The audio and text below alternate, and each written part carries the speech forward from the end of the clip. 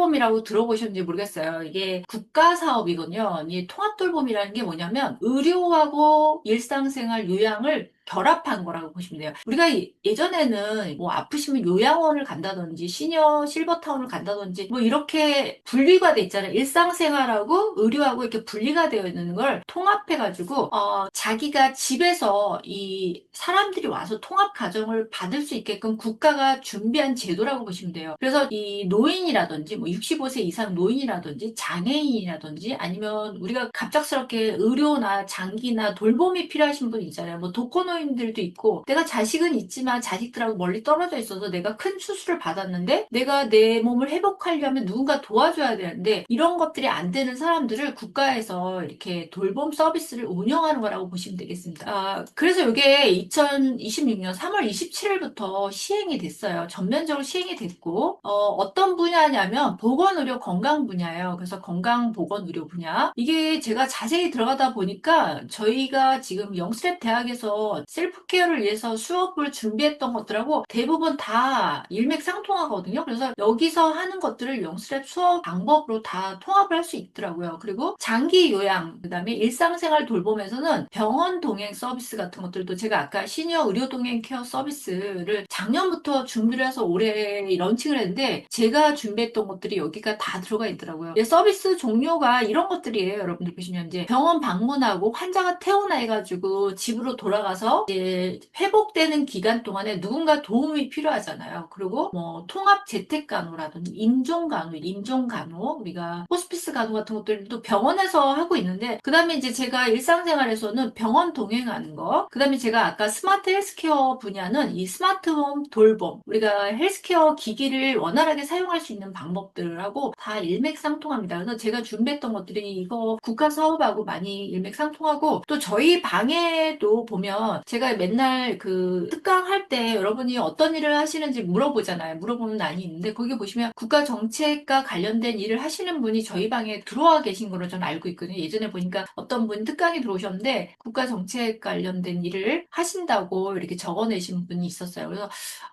어찌됐든 제가 미약하나마 이렇게 제가 수업을 하는 내용들이 조금 정책에 반영이 되는 것들도 기쁘고 또 제가 예전에 왜 어싱이라고 해서 맨발로 우리가 황토길 걷는 것들이 건강에 좋다고 그랬는데 제가 몇 년 전부터 그런 특강도 하고 그랬었는데 지금 거의 지자체에 그 황토길 맨발 걷기 길이 전부 다 공원마다 지자체에 많이 깔려 있더라고요. 그래서 그런 것들도 보면은 저는 굉장히 뭐랄까요? 흐뭇하고 뿌듯합니다. 네. 이제 우리가 네 개 큰 분야, 보건의료 분야에서 이제 치매 관리, 지금 제가 왜 두뇌 활성화라든지 치매 관리에 대한 얘기도 많이 하고 있잖아요. 그리고 만성질환 관리, 그다음에 정신건강 관리하고 이제 퇴원 환자가 이제 우리가 병원을 왔다 갔다 할 때 의료 동행을 할 수 있는 이런 것들도 다 필요하고 또 제가 아까 스마트 기기를 활용한 그 자격증 과정들도 만들었다고 말씀드렸잖아요. 이런 것들이 대부분 지금 국가 사업하고 많이 겹치는 부분들이 많습니다. 그래서 이런 사업을 하려고 하는데 문제가 뭐냐면 우리나라가 지금 이제 초고령 사회예요. 우리나라가 지금 현재는 21%입니다. 고령 65세 인구가 21%고요. 2040년이 되면 3명 중에 1명이 노인입니다. 노인. 근데 문제는 지금 시설이 부족하고 비용이 너무 비싸다는 거예요. 여러분들이 아마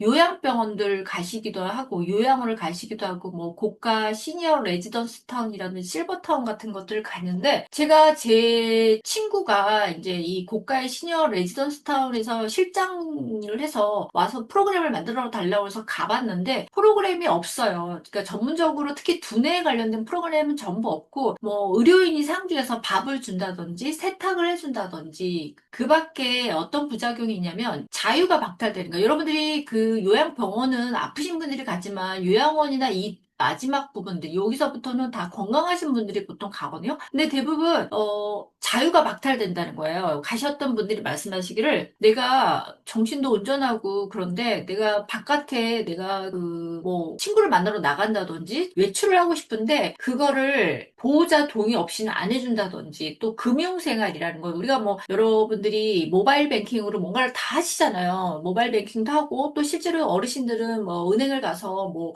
주식을 산다든지 한다든지 금융거래 서비스를 한다든지 이런 것들 다 하시는데 이런 것들도 못하게 박탈하는 것 때문에 요즘에 시니어 분들이 다시 바깥으로 나오시는 경우가 많아요. 여기 들어가셨다가 입수했다가 다시 나오시는 경우가 굉장히 많습니다. 그러다 보니까 이제 정부가 그리고 돈도 많이 들고 그러다 보니까 정부가 이런 시설을 만드는 데는 한계가 있잖아요. 그래서 집에서 돌보기로 이게 방향을 바꿨어요. 집에서 돌본다는 건 뭐냐면 이제 공급자가 집으로 오는 거죠. 우리가 마치 요양보호사가 집으로 와서 이렇게 그 일상생활을 돌봄을 좀 도와주시잖아요. 그것처럼 이제 공급자가 절대로 부족하니까 이분들이 실제로 그 가정으로 들어갈 수 있게끔 하는 서비스를 만든 거예요. 국가가 이렇게 만들었는데 문제는 뭐냐면 인력이 없고요. 인력을 없고 예산도 없어요. 그다음에 교육기관도 없어요. 그러니까 예산도 없고 인력도 없고 이런 사람들을 전문적으로 교육하는 기관이 없습니다. 그래서 이런 것들은 민간에서 준비를 하셔야 되기 때문에 지금 제가 준비하는 뭐 자격증 과정이라든지 영스랩에서 준비하는 헬스케어 교육 과정 같은 것들이 아마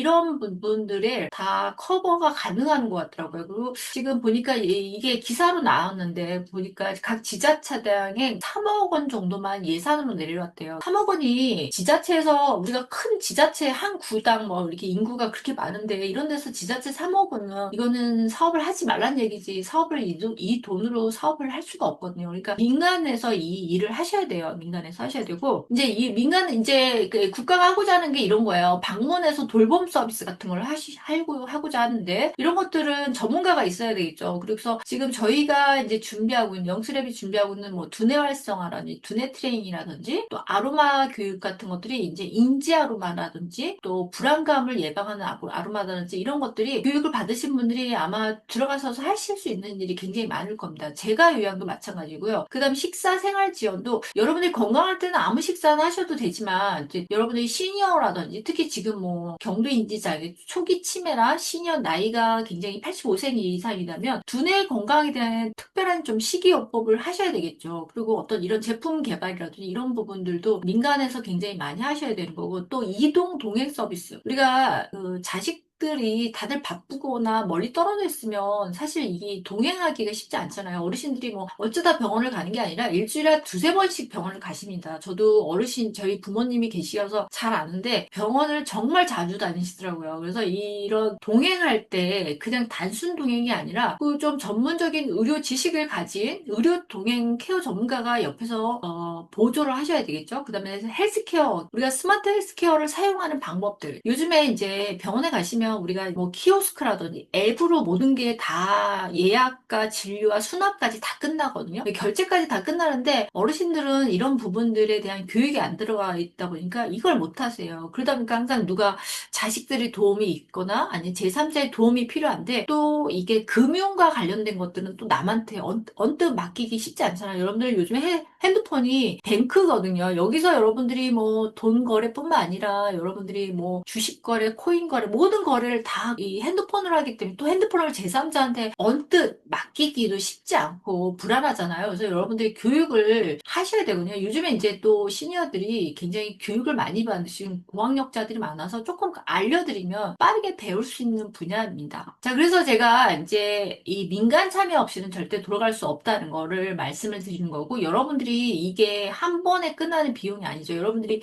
우리가 이제 한 번 아프서 병원 다니시기 시작하고 그러면 병원 한 번 가고 끝나지 않잖아요. 지속적으로 소비하는 시장이라는 거죠. 이 실버 산업은 지속적으로 성장하고 소비하는 시장이 있고요. 그리고 이거를 위해서는 이제 이 설계가 잘 되면 여러분들이 안정적인 취업을 할 수도 있고 이거를 사업화를 할 수도 있고 아니면 내가 사업자를 안 내고 그냥 강사로서의 수익화를 할 수 있는 부분들이 굉장히 광범위하게 여러분들이 굉장히 이 활용만 잘하시면 많은 부분들이 가능성이 보이더라고요. 저는 그래서 이게 정말 많은 가능성이 보여서 지금 요즘에 많은 것들을 준비를 좀 하고 있습니다. 그래서 이거는 지속적으로 성장하는 소비 시장이라는 걸 좀 말씀드리고요. 자, 그리고 정부 사업이니까 민간이 하기 어려운 거 아닌가요? 근데 제가 뒤에서 한번 예시를 보여드릴게요. 지금 정부에서는 이 사업을 법만 만들어 놓고 시행은 알아서 지자체가 하라고 하는데 이제 예산이 없어요. 그러니까 민간이나 이제 구나 이런 지자체에서 어떤 일을 하냐면 민간 업체가 갖고 들어오라는 거예요. 서비스를 갖고 들어와라. 그러면 우리가 연계를 해주겠다. 이런 얘기거든요, 지금. 그래서 여러분들이 하실 수 있는 거, 이렇게 특히 시니어라든지, 아까 제가 지금 오늘 여기서 소개하는 뭐 자격증 과정 같은 것들을 갖고 여러분들이, 내가 플랫폼이 될 수도 있고, 내가 강사로 뛸 수도 있고, 아니면 내가 시니어들을 교육하는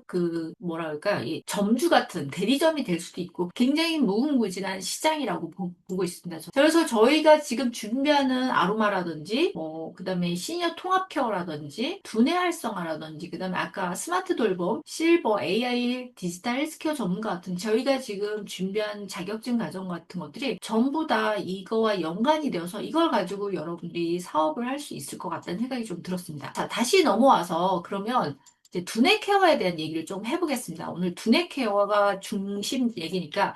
자, 여러분들은, 약물하고 지금 우리가 지금 치매 환자들한테 처방되는 약물들이 어떤 것들이 처방되고 있는지 혹시 아시나요? 자, 우리 이런 얘기를 좀 해볼게요. 자, 여러분들이 만약에 시니어가 된다면 어디에 살고 싶은가요? 1번. 고급 시니어 레지던스 VIP 1인실. 굉장히 비쌉니다. 자, 2번. 한호실에 복잡한 다인실 요양시설. 3번. 그냥 불편해도 나는 내 손으로 내 일상생활하는 내 집이 좋다. 4번.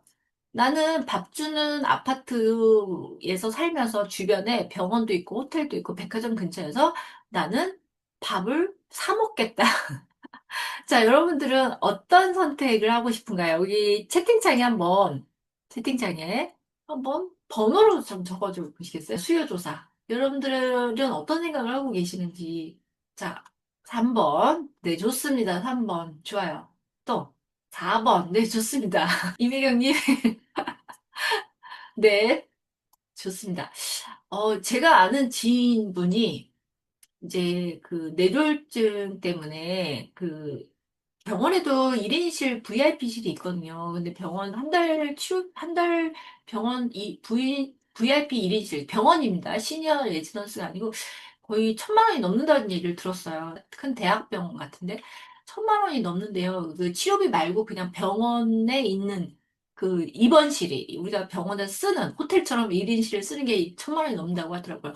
그러니까 요양시설이나 시니어시설에 이런 데는 들어가기 쉽지 않고, 그냥 내 주변에 아파트에 이렇게 병원도 있고 호텔도 있고 뭐 백화점도 있고 이런 데서 살고 싶다고 생각을 했었는데 그러면 두뇌 건강에는 어디가 최선일까요? 이게 또 여러분들이 살고 싶은 거하고 두뇌 건강에 어디가 최선인지는 정답은 여러분들 맨 뒤에서 아마 여러분들이 저절로 판단이 될 겁니다. 그건 맨 뒤에서 저절로 판단이 해보세요. 저는 이제 전반적으로 약물보다는 두뇌 트레이닝 효과가 훨씬 좋다. 이렇게 저는 결론을 내렸습니다. 자, 두뇌 워밍업을 하겠습니다. 일단 두뇌 워밍업은 머리를 살짝 깨우고 우리가 수업을 시작하려고 해요. 자, 1부터 50까지인데요. 우리가 시간이 없으니까 1부터 10까지만 세겠습니다. 소리 내서. 자, 소리 내서 1부터 10입니다. 하나, 둘, 셋, 넷, 다섯, 여섯, 일곱, 여덟, 아홉, 열. 자, 세셨나요?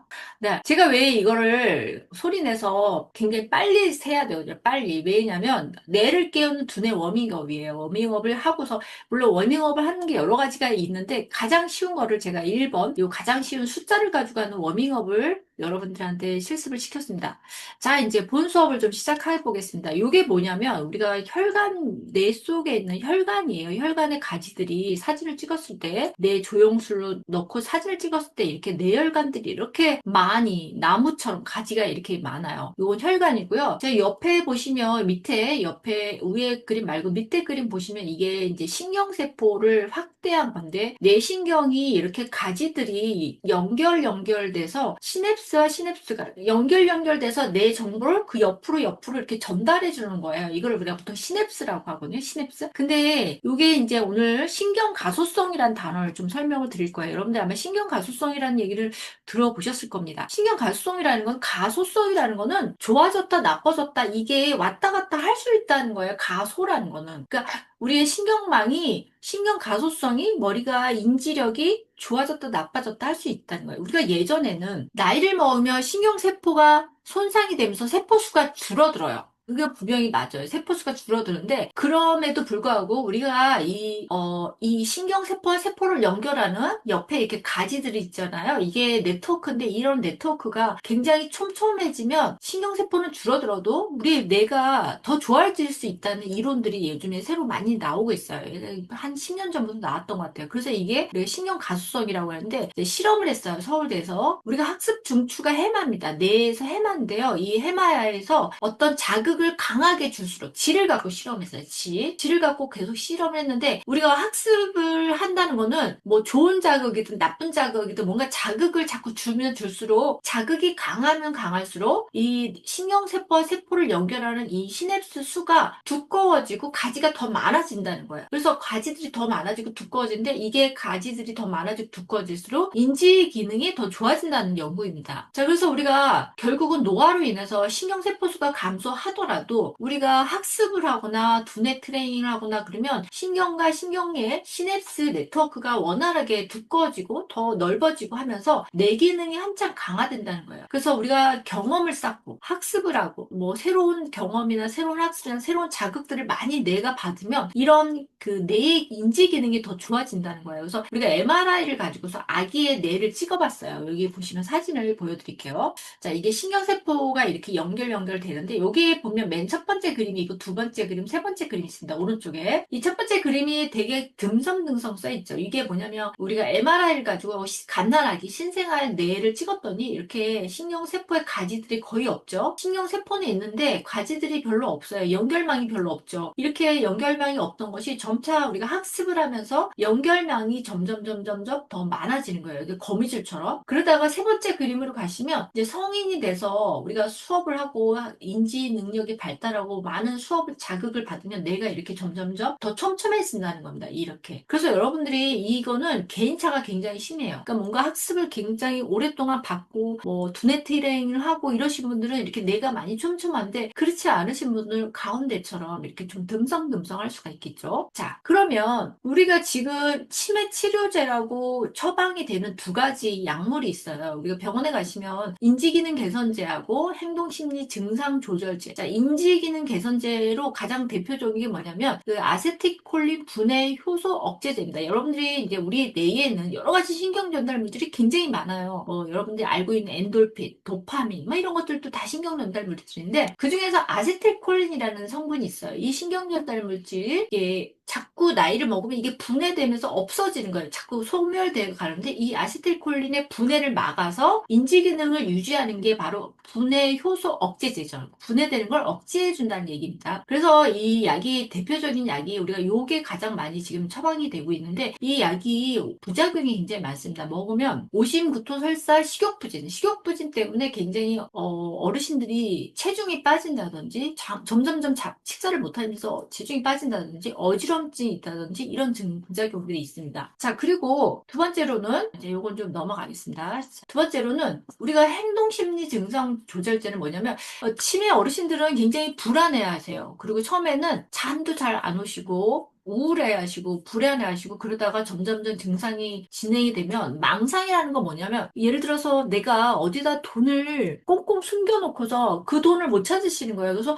내 며느리가 가져갔나? 내 아들이 가져갔나? 내 남편이 가져갔나? 막 이런 식으로 계속, 망상이라는 게 뭐예요? 이게 사실이 아닌데 잘못된 사고 생각을 하는 거잖아요. 그래서 이런 망상들이 발달하거나 공격성이 있어서 약물 처리를, 이런 약을 준다. 이런 망상이 있거나 공격성이 있을 때는 항정신성 약물을 투여를 하고, 그 다음에 우울감이 있으면 항우울제, 그 다음에 불안감이 있으면 항불안제나 잠을 못 주무시면 수면제 같은 것들을 투여합니다. 이거는 치료약이 아닙니다. 치료가 아니라 증상을 조절하는 거예요. 이런 증상들을 일시적으로 좀 조절해주는 약이지 근본적인 치료약은 아닙니다. 자, 그러면 우리가 약물 복용하고, 약간 치매약, 우리가 아까 대표적인 도네피질, 약간 그 신경전달 물질, 뭐죠? 이 아세틸콜린 분해 효소 억제 되지 않은 약물 투여하고 두뇌 트레이닝하고 했을 때 우리가 어떤 효과가 있는지 한번 비교를 좀 해볼게요. 자, 핵심 기전은 아까 말씀드렸죠. 신경전달 물질의 분해를 억제하는 게 우리 약물의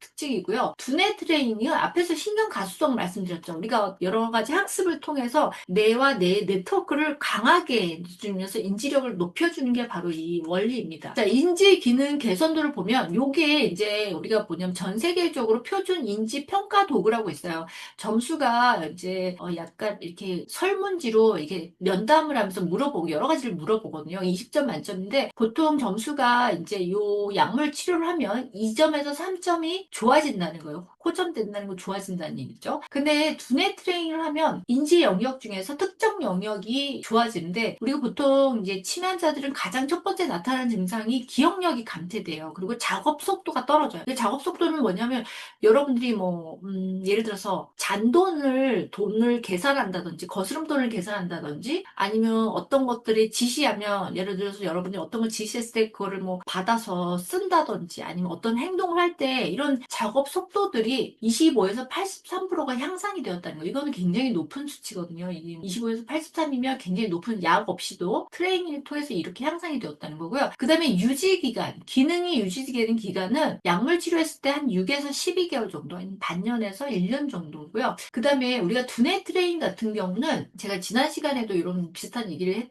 말씀을 드렸는데 5년에서 최대 10년까지 효과가 지속돼요. 그래서 우리가 어떤 훈련을 받고 나서 중단을 했어요. 앞에서 이제 훈련을 계속 받고 내가 그 훈련을 중단해도 그 훈련의 효과가 거의 10년이 유지가 된다는 거예요. 그러니까 안 해도 훈련을 중단시켜도 유지가 된다는 겁니다. 그 다음에 치매 지연 효과는 우리가 이제 치매 환자들이 계속 이 치매 기능이 떨어지다 보니까 이제 우리가 뭐 요양소나 요양원 같은 로 입소하잖아요. 이런 시기를 6에서 12개월 지연시켜주고 두뇌 트레이닝은 아예 치매 발병 위험을 한 30에서 48% 감소시켜준다는 연구 결과가 있습니다. 요거만 봤을 때도 저는 요 두뇌 트레이닝이 효과가 더 좋다고 느껴지는데 그 뒤에서 추가적인 연구 결과를 좀 계속 발표하겠습니다. 약물 복용이라는 거는 지금 치매약이라고 하는 거는 완치제가 아니고 신경전달 물질을 그냥 보충해 주는 거예요. 우리가 아까 아세틸콜린이라는 신경전달 물질을 보충해서 증상을 완화시켰는데 물론 이제 약을 안 먹는 것보다는 먹었을 때 대조군에 비해서 인지 저하 속도가 한 20에서 30% 정도 느려진다. 그러니까 속도가 빨라지는 걸 좀 느리게 간다는 거예요. 느리게 가는 거고 두뇌 트레이닝은 이 훈련을 받았을 때 우리가 여러 가지 다중이라는 거는 여러 가지 두뇌 트레이닝이 여러 가지 방법들이 많잖아요. 이런 것들을 받았을 때 인지 기능이 25%, 그다음에 어떤 속도, 처리 속도가 130%, 집행 기능이라는 거는 우리가 전두엽에서 우리가 이 모든 기능이 가장 중요한 게 전두엽이거든요. 전두엽은 마치 그 CEO처럼 모든 걸 계획하고 이렇게 지진두하는 역할을 하는 게 전두엽의 집행 기능이거든요. 이게 83%더 높게 나타났습니다. 그래서 이게 요 약물하고 요것만 봐도 두뇌 트레이닝이 효과가 더 좋죠. 더 좋다고 저는 봅니다. 이게 바로 신경 가소성 덕분에 그렇습니다. 자, 또 보겠습니다. 이제 안전성이나 부작용의 측면에서 한번 비교를 해볼게요. 약물은 보통 환자가 20, 30%뿐만 아니라 제가 봤을 때 약물 먹으시면 보통 한 50% 이상이 이런 부작용을 시달립니다. 구역질이 나고요. 설사, 섬액은 이제 맥이 천천히 뛰는 거예요. 맥이 천천히 뛰고 수면장애, 네, 그 다음에 간 기능이나 소화기계에 부담을 줘서 이게 오래 먹으면 아무래도 간 기능이 떨어진다든지 또 소화기계에 부담이 주고 또 구역질이 나서 음식을 잘 못 먹기 때문에 계속 식욕부진이나 체중 감소가 있어요. 그래서 어르신들은 체중 감소가 있으시면 안 되거든요. 그렇지 않으면 기력이 없는데 식사를 못 하셔서 자꾸 체중이 빠지는 게 결코 좋지 않습니다. 자, 두뇌 트레이닝은 부작용은 없죠. 우리가 두뇌 트레이닝 받는다고 해서 부작용 거의 없지만 뭐 어느 정도 정신적인 피로감 정도는 있을 수 있죠. 학습으로 인해서. 그렇지만 우리가 학습으로 인해서 이런 피로감이 오히려 뇌회로를 활성화한다는 긍정적인 신호로 우리가 해석을 하고 있습니다. 자, 그 다음에 효과성에 대해서 좀 보겠습니다. 우리가 지금 이제 앞으로 미래의학은 예방의학이고, 그 다음에 개인합니다. 맞춤의학이 되거든요. 우리가 현대의학은 맞춤의학이 아니죠. 획일적인 통일화예요. 이 A, B, C란 분이 뭐 증상도 다 다르지만 우리가 약을 처방할 때는 똑같이 다 처방하잖아요. 이렇게 표준된 처방 약을 다 표준화돼서 처방하잖아요. 여러분들이. 근데 앞으로는 이제 예방이나 맞춤의학이라는 거죠. 그래서 약물은 이미 두뇌가 치매 환자들이 뇌의 병리적인 변화가 진행이 됐을 때 이거를 다시 되돌릴 수가 없어요. 되돌리는데 한계가 있어요. 그러니까 다시 원상태로 복귀를 시킬 수 없습니다. 하지만 두뇌 트레이닝은 이미 손상된 건 어쩔 수 없지만 뇌세포와 뇌세포의 네트워크를 계속 확장해서 인지력을 높게 해주기 때문에 이런 효과성에서는 약물보다 두뇌 트레이닝 효과가 더 좋다고 볼 수 있습니다. 그 다음에 경제적인 분야, 우리 돈 문제도 중요하죠. 우리가 사실은 의료 지금 현대 의학이 사실은 이제 돈을 뗄래야 뗄 수 없죠. 돈 때문에 사실 하지 않아도 될 약물을 처방한다든지 하지 않아도 될 수술을 한다든지 하지 않아도 될 검사를 한다든지 이런 것들이 사실 너무 많아서 이 경제성 분석에선 어떤 얘기겠냐면 자, 약물을 한번 먹기 시작하면 평생 지속되는 구독형이에요. 여러분들이 어르신들이 뭐 고혈압, 당뇨, 고지혈증 약을 한번 드시기 시작하면 어때요? 끊지 못하고 평생 드시죠. 왜냐면 어떤 분들은 그런 분들도 있더라고요. 혈압이 정상으로 돌아왔는데도 약을 못 끊으시는 거예요. 그게 왜냐면 불안해서. 내가 그 혈압이 정상으로 돌아왔는데도 내가 혹시 혈압약을 안 먹어서 어떤 뭐 뇌졸중이나 어떤 뇌졸중으로 뭐 혈관이 문제가 생기거나 이런 불안 때문에 한번 드시기 시작하면 계속 드시는 거예요. 그렇지만 두뇌 트레이닝 같은 경우는 초기 학습 비용만 들고 한 번 트레이닝이 완성이 되면은 그게 한 10년까지 지속이 된다고 했잖아요. 그래서 유지 비용이 급격히 낮아집니다. 그다음에 사회적 비용은 이게 더 심각한데, 자, 우리가 치매 발병을 5년만 늦춰도 사회적인 치매 관리 비용을 50% 절감할 수 있다고 합니다. 지금 제가 지난번에도 특강에서 제가 이 치매 치료제에 대해서 한번 말씀을 드린 것 같아요. 우리가 25년도 12월쯤에 해외에서 치매 치료제라고 해서 지금 우리나라 들어와서 서울대하고 큰 대학병원에서 아마 하는 걸로 알고 있거든요. 근데 이게 그 우리 뇌 속에 베타 아밀로이드의 이 베타 아밀로이드를 감소시키는 요 약물이 주사 처치제인데 이게 한 주기가 우리가 보통 주기라는 거는 우리가 암 환자들도 한 주기라고 해서 이 주사 맞는 주기가 있잖아요. 이 주기가 한 주기가 5천만 원입니다. 5천만 원. 근데 최소 1년에 한 4번이라고 쳤을 때 이게 그 주사를 맞는 기간 동안만 효과가 있고요. 그 주사를 안 맞으면 효과가 그냥 없어요. 제로로 다시 또 되돌아오기 때문에 한 번 맞기 시작하면 계속 맞아야 되는거든요. 근데 주기가 한 번 주기가 5천만 원이어서 최소 1년에 한 번 4번으로 해가지고 연 4번인데 한 20년을 계산하면 요 계산이 제가 이 5천만 원이 오르지 않는다는 가정하에 계산을 했더니 얼마냐면 40억입니다. 40억. 자, 여러분들이 40억을 내실 수 있는 분이 몇 분이나 될까요? 여러분들이 이렇게 40억이란 돈을 낼 수 있는 분이 몇 분일까요? 더군다나 우리가 지금 통계학적으로 85세가 되면은 인구 3명당 1명이 치매로 의심된다고 이런 통계 결과도 있고요. 그 다음에 우리가 이런 치료 비용만 드는 게 아니라 간병비라든지 요양비 같은 것들 고려할 때 굉장히 천문학적인 비용이 들기 때문에 여러분들이 신경가소성 훈련이 굉장히 압도적인 경제적 우위가 있다고 볼 수 있습니다. 다른 건 모르겠지만 어쨌든 경제적 분석에서는 가장 돈의 이 직접적인 이게 양극화가 아니죠. 너무 그 엄청난 차이가 일어나는 부분이 바로 경계성 분야라고 저는 생각이 듭니다.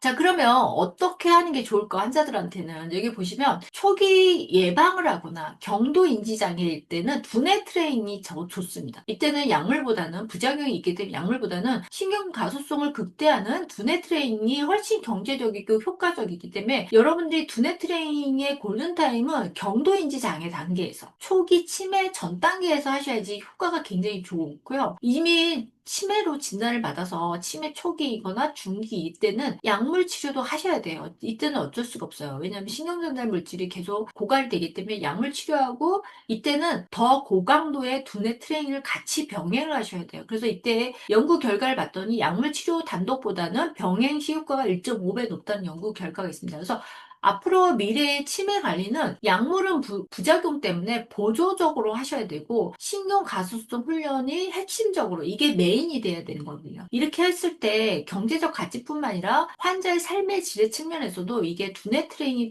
비중이 앞으로 굉장히 비약적으로 높아질 거라고 저는 생각이 듭니다. 시간이. 자, 제일 중요한 얘기 좀 더 해볼게요. 자, 그래서 이것도 이제 그 훈련인데요. 제가 지금 다른 얘기를 좀 더 해야 돼서 이제 요 얘기만 좀 간단하게 할게요. 네, 약물을 가지고 분석을 했어요. 인지 능력, 그다음에 임상 능력, 일상생활 능력 이런 것들 다 테스트하는 그 진단 도구들이거든요. 이걸 가지고 봤더니 효과가 약물은 한 소 중간, 소에서 중간 효과 아니면 소규모. 굉장히 효과가 미미해요. 미미한데 자 그러면 두뇌 트레이닝을 가지고 봤더니 이거 좀 넘어갈게요. 아까 그리고 제가 말씀드렸죠. 아밀로이드 항체에 효과가 있는데 위약 대비해서 이게 악화 속도를 27%좀 느리게 속도를 느리게 가긴 하긴 하지만 아까 제가 부작용이 있다고 했잖아요. 내부종이라든지 뇌출혈 부작용이 심각하기 때문에 또 아까 제가 돈이 한 주기당 5천만 원이라 했잖아요. 그래서 저는 돈보다 사실은 저는 이 부작용이 더 무섭기 때문에 여러분들 뇌출혈이 있으면 여러분들이 아는 뇌졸중으로 가는 거잖아요. 뇌졸중에 소인이 되잖아요. 그렇기 때문에 이 부작용 때문에 저는 사실 이걸 받지 말라고 저는 얘기하거든요. 제가 개인적으로 아시는 분들한테 이건 받지 말라고 이건 부작용 때문에 받으시면 안 된다고 얘기를 하는데 사실 병원에서는 이런 것들도 아직은 부작용이 있지만 그래도 환자들한테 권하는 걸 저는 봤거든요. 이렇게 권하더라고요. 그래서 이런 것들도 그렇고 그다음에 이제 약물을 하시다 보면 부작용 때문에 계속 중단하는 경우가 66%에서 75% 하다 보면 이런 여러 가지 부작용들 때문에 중간에 환자가 이 부작용을 참지 못하고 중단하시는 경우도 많고요. 자, 그다음에 인지 자료. 우리 인지 자극 치료는 이제 두뇌 트레이닝을 했을 때는 효과를 봤더니 약물보다 효과가 굉장히 큽니다. 전반적인 인지 기능이 중간 정도의 크게 개선이 되었고요.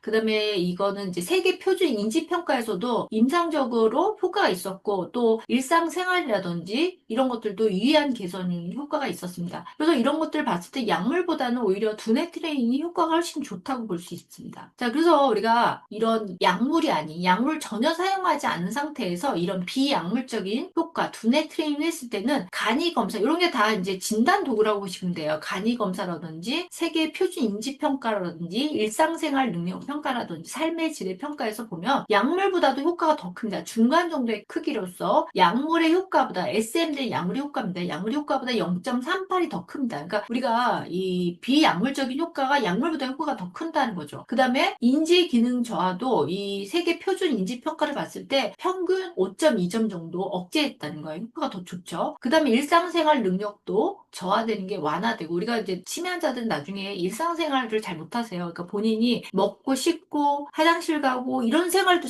본인 스스로 혼자서 못하시거든요. 그래서 누가 도와주셔야 되는데 이런 기능이 완화되는 것도 좋았고 특히나 이제 삶의 질 그리고 환자가 아무리 환자라고 해도 삶의 질이라는 게 중요하잖아요. 본인의 삶의 질이 중요한데 의미 있는 삶의 질이 향상이 되었다고 합니다. 자, 그래서 이런 걸 봤을 때 저는 이제 전반적으로 약물보다는 두뇌 트레이닝 효과가 훨씬 좋다. 이렇게 저는 결론을 내렸습니다.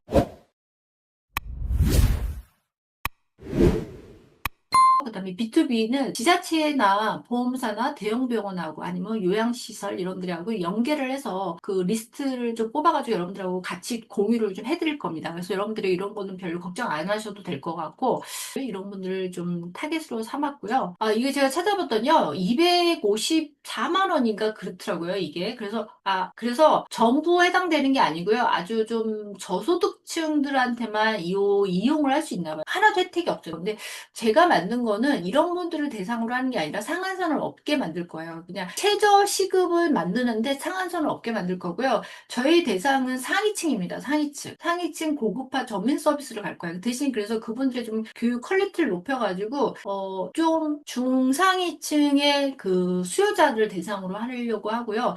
제가 이제 요게 국가에서 하는 것들 시간을 얼마를 잡아봤냐 봤더니 시간당 16,800원으로 잡아놨더라고요. 이게 이제 요금을 이렇게 이용 요금을 잡아놨는데 저는 요거보다 높게 일일 최저 시급이 지금 만 원이 얼마 제가 지금 정확히 모르겠는데 최저 시급이 한 만 원이 넘는 걸 알고 있거든요. 그래서 저는 1인당 그 1시간당 시급을 최저 시급의 한 2배 정도 2만 원 선에서 좀 책정을 해놨어요. 제가 카페에다가 요 가격을 주말 주중을 해서 가격을 책정을 해놨거든요. 영스레 카페에 들어가시면 아마 요거 제가 포스팅을 좀 정리를 좀 해놨습니다. 자, 그리고 지금 요양보호사 최저 최저 시급이 봤더니 12,000원 선이더라고요. 제가 찾아보니까 뭐 12,000원 언더리 12,000원 선에서 이렇게 지금 시급이 최저 시급이 지급이 되고 있는데 저는 요양보호사보다는 요 단순 동행이 조금 더 높고 저는 그거보다 좀 더 퀄리티를 높여서 의료동행 케어 전문가가 시급을 2만 원 선으로 시간당 2만 원 선으로 높여서 좀 꼭 돈이 아니어도 우리가 은퇴하시고 조금 소일거리로 남한테 봉사도 하시고 조금 소액의 돈도 벌고 할 수 있는 분들을 대상자로 해서 요 세팅을 좀 했습니다. 자, 저희 커리큘럼은 아까도 말씀드렸지만 저는 그 병원에서도 모든 그 임상 경험이 있어요. 저는 뭐 큰 병원에서 뭐 응급실, 수술실 모든 과를 다 돌아서 임상 경험이 있고 또 교육계로 넘어와서 교육계에서도 제가 오랫동안 교육을 했기 때문에 여러분들한테 이 의료 현장이 어떤지는 너무 잘 알거든요. 그래서 이 의료 현장의 밀착형 실무를 여러분들한테 지원할 거예요. 그래서 단순 동행이 아니라 우리가 요즘에 이제 뭐 단순 동행 뭐 매니저 뭐 이런 과정들이 제가 보니까 찾아보니까 있더라고요. 근데 단순 동행이 아니라 이 여러분들이 그 수요자들이 눈높이에 많고 수요자들의 니즈에 맞는 좀 고급화 전략으로 가야지 그분들이 만족하지 않겠어요? 우리가 그냥 떨렁 부모님을 모시고 병원만 왔다 갔다 하는 걸 누가 좋아하겠어요? 그게 아니라 고급화 과정으로 가려고 하고 있고요. 그 다음에 안전교육 꼭 들어가야 되겠죠. 안전교육. 그 다음에 전문성 강화. 여러분들이 의학용어 기본적으로 아셔야 돼요. 우리가 보통 병원에 약물 처방 같은 것들도 의학용어로 나오고 약에 대한 복약 지도. 이 약도 뭐 언제 먹어야 되는지 식전, 식후 하루에 2번, 3번 그리고 이게 뭐 식간에 먹어야 될지 그리고 어떤 약물하고 같이 먹으면 안 되는지 어떤 음식하고 같이 먹으면 안 되는지 이런 것들을 좀 기본 의학적 지식이 있으면 이것들을 환자나 보호자한테 자세하게 설명을 해줄 수 있잖아요. 그래서 이런 내용도 들어가 있고 또 진료 내용의 전달 능력 이게 되게 중요해요. 여러분들이 병원에 갔다 왔는데 보호자도 잘 이해 못하는 경우 많죠. 의사 선생님이나 이제 간호 선생님이 열심히 얘기를 설명을 해줬는데 이 얘기를 듣고 무슨 얘기인지 잘 이해를 못하시거나 또 와서 까먹거나 이런 것들을 저희가 이제 문서화로 정리를 해가지고 전달을 하려고 하고 있고요. 그다음 자격증 수여하고 그다음에 매뉴얼, 도구, 교재라든지 그다음에 여기서 활용할 수 있는 앱이라든지 그다음에 구인기직 리스트 아까 네트워크 리스트 같은 것들 그다음 치유 소스 같은 것들을 제공을 할까 생각하고 있습니다.